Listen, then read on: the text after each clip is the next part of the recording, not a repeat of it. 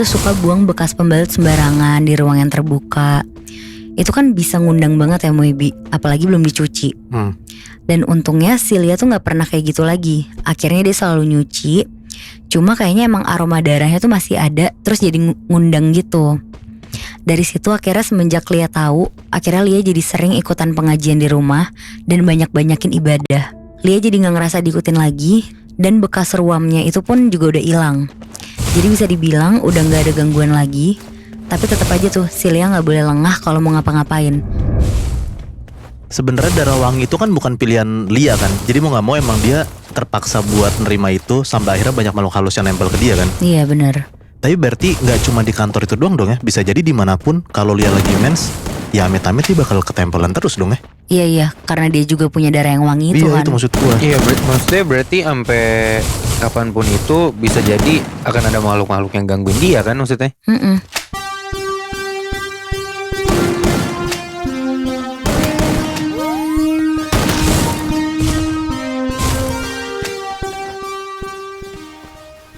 Cerita gue juga gue dapet dari Paranoise yang ngirim ke email kita.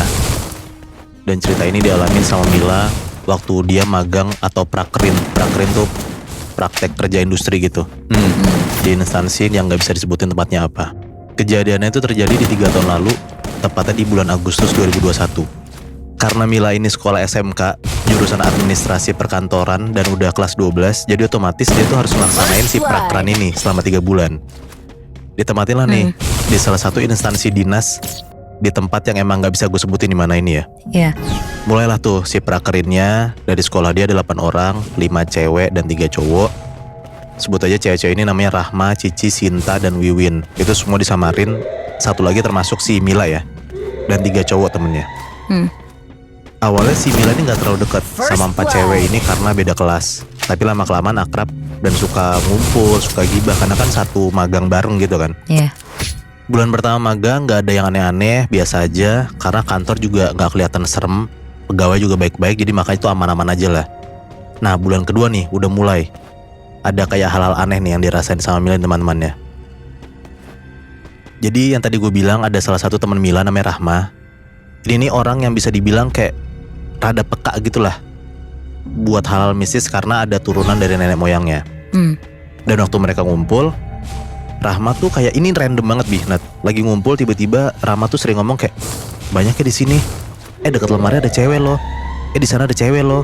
Di situ ada anak kecil lagi lari loh. Gitu kayak random aja gitu ngomongnya. Tapi nyebelin banget ya dikasih-kasih gitu. Nah iya. Sampai ada momen dimana kantor mereka tuh lagi ngadain acara di luar. Acara tuh giliran gitu, cewek dulu, habis itu cowoknya stay di kantor. Beres itu cowoknya yang keluar, ceweknya stay di kantor. Akhirnya mereka tuh kumpul berlima sambil cerita-cerita. Karena cewek-cewek yang lagi di kantor kan nih.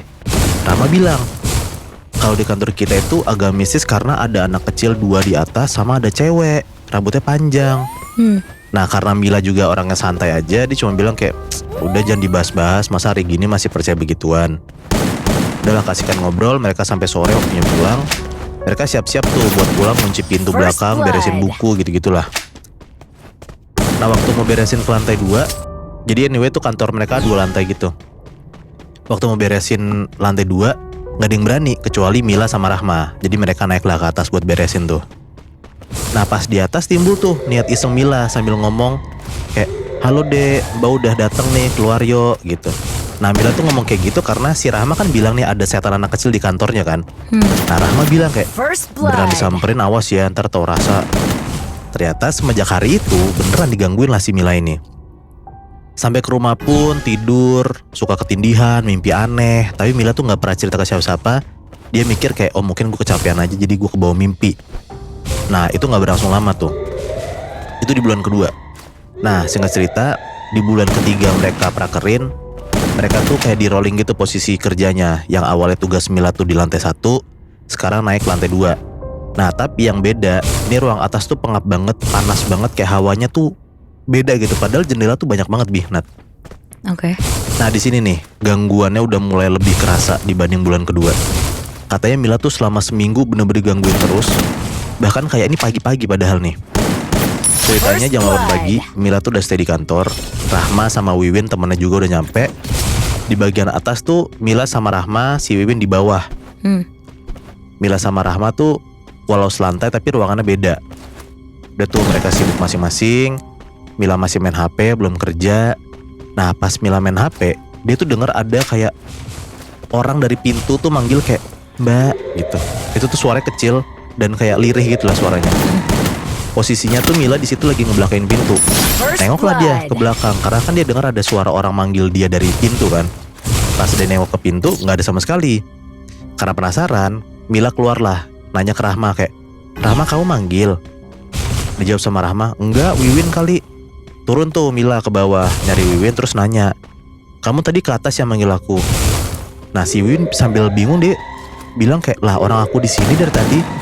Nah karena mungkin Mila mikir itu halusinasi, akhirnya dia naik lagi nih ke atas. Nah waktu naik tangga, Mila tuh ngerasa di belakang dia tuh ada orang yang ngikutin Nat. Karena gak enak firasatnya, Mila nengoklah ke belakang. Pas Mila nengok, di tangga itu bener ternyata ada sosok badan cewek gitu lagi ngikutin si Mila, tapi kepalanya buntung. Nah gangguannya ternyata gak sampai situ doang. Lanjut lagi nih. Waktu jam istirahat, mereka tuh makan tuh duduk di dapur. Jadi anyway dapurnya tuh kayak di luar kantor, luar gedung gitu. Dan anehnya Mila tuh kayak diem sambil ngelamun ngadep ke ruang tengah. Teman-teman lagi pada ketawa-tawa. Nah pas Mila ngelamun ke arah posisi ruangan itu, dia tuh lihat ada sosok cewek, rambutnya tuh ngalangin mukanya dan gak ada kakinya, jadi kayak ngelayang gitu. Nah dari pintu ruang tengah itu sosok itu melayang ke arah atas naik tangga. Nah anehnya yang bisa ngeliat itu cuman si Mila. Sampai si Mila tuh kayak naik-naik tangan Rahma buat biar Rahma tuh notice gitu. Nah tapi Rahma malah senyum natap Mila. Tatapannya tuh kayak tatapan serem gitu sambil ketawa. Dia ngomong kayak, nih aku dianggap gak asing. Nah tapi pas dia ngomong kayak gitu, suara Rahma tuh bukan suaranya Rahma. Tiba-tiba Rahma sadar lagi terus ngomong kayak, aku ngomong apa ya? Nangkep gak? Jadi kayak beberapa detik yang lalu tuh dia gak sadar. Dia ngomong. Jadi kayak kesurupan gitu. Iya. Tapi cuma sepersekian detik. Betul. Nah sampai akhirnya singkat cerita, itu di hari itu ya, kebesokannya lagi nih ada kejadian lagi. Temennya Mila, satu lagi namanya Sinta, itu digangguin sosok terus menerus dan akhirnya ceritalah ke Mila. Pernah nih, dia tuh mau masuk WC tapi gak berani. Terus karena ada banyak orang di depan WC, akhirnya si Sinta nih beranilah buat masuk ke WC itu. Dijahilin sama Mila kayak, Sin mentang-mentang banyak orang jadi berani ya. Digituin sama Mila, si Sinta nih malah nangis sampai meluk mbak-mbak kantornya dia gitu. Nah anehnya, antara sadar gak sadar, pas si temennya itu lagi meluk mbak-mbak itu, Mila tuh ngomong, ayo main sama aku, sini main boneka. Nah sampai akhirnya Mila dipisahin tuh sama Sinta. Kayak mbak-mbak itu tuh ngerasa kayak nih Mila gangguin Sinta banget sampai nangis gitu kan.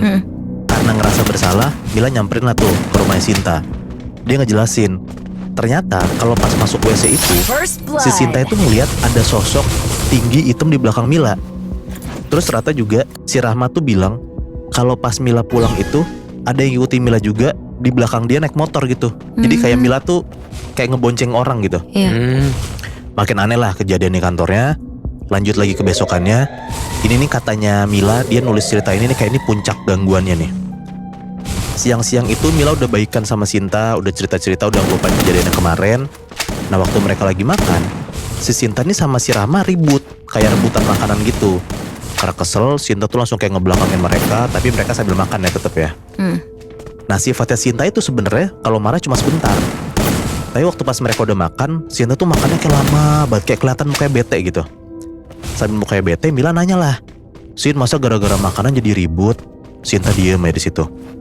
Terus tiba-tiba di meja tuh si Sinta kayak nelengkupin tangannya, terus kepalanya tuh miring, nengok samping, sambil kepala tuh ditaruh di meja gitu, bayang nggak? Ya oke. Dan anehnya, muka yang tadi marah banget, sekarang jadi kayak anak kecil senyum-senyum gitu. Akhirnya mereka bilang lah teman-temannya si Sinta ini, kayak ini bukan Sinta, ini kayak beda orang. Dan ternyata tebakan mereka bener. Dibacain lah tuh ada sama beberapa orang yang emang ngerti sama begituan, orang-orang kantor mereka. Ternyata Sinta tuh malah marah.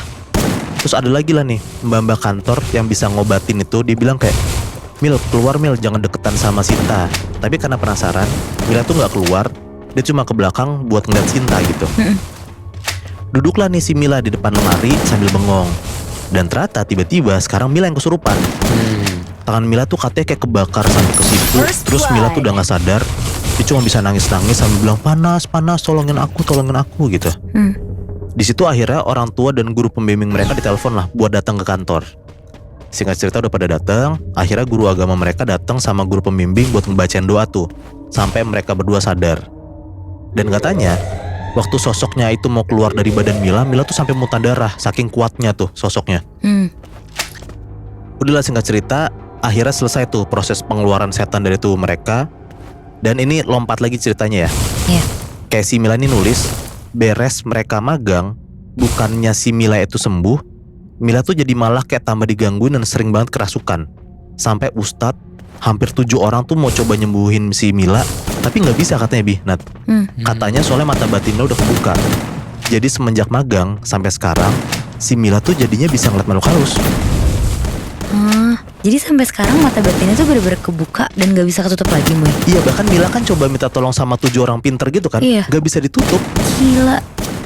Tapi kayaknya First apa gak cuman Mila sih ya, Sinta juga tuh. Iya, temen-temennya bahkan Bi. Yang kesurupan tuh gak cuman Mila dan Sinta ya berarti ya? Iya, ada lagi Rahma.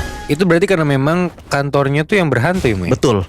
Bukan karena anak-anaknya yang iseng ya menurut gua. Karena yang kena kejadian kayak gitu gak cuma 1-2 orang. Anak-anak yang magang ini banyak banget yang ngerasain. Cuman lagi-lagi apesnya adalah gara-gara di kantor itu Mila jadi bisa kebuka mata batinnya sampai sekarang gitu ya. Betul.